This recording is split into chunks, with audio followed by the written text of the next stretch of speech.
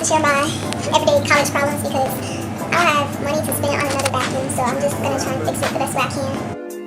Caleb, say that.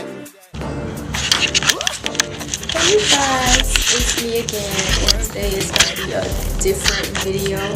I'm trying to fix my broken vacuum. It's a really good vacuum. It's a Black & Decker one. I got it from Amazon. However, it's not spinning. I know it can pick up because the little, let me show you guys. This little part is working really good. Like, this picks up really good. So I know my vacuum is still sucking up really good. It's just not rotating out.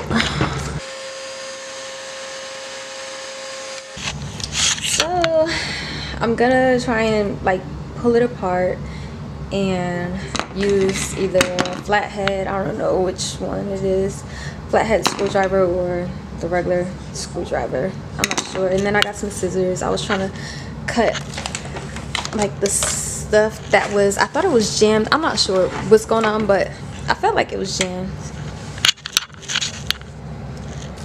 So I was trying to like cut the hairs out. I was trying to cut across like that to just cut it out.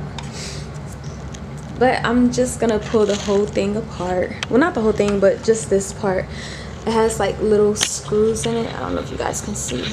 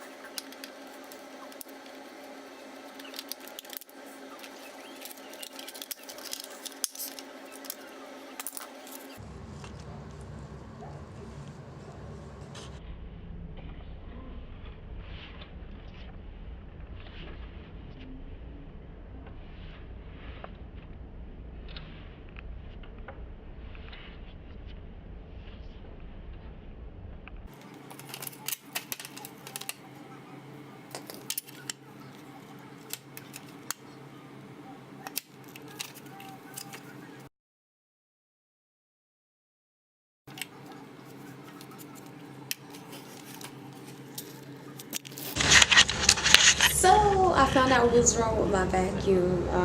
The rotating belt was not attached to the little metal thing that is rotating. I didn't want to, like, I was scared to touch it with my hand because I didn't want it to like shave my skin off because it was rotating too fast. I don't know, but I found out that the belt, which is this, when I took it off, I don't think it was attached to this silver thing right here. And so I'm gonna try my best to attach it to it. It's hard to stretch. This is really hard to stretch. I feel like I should put it on this first and then stretch it onto here.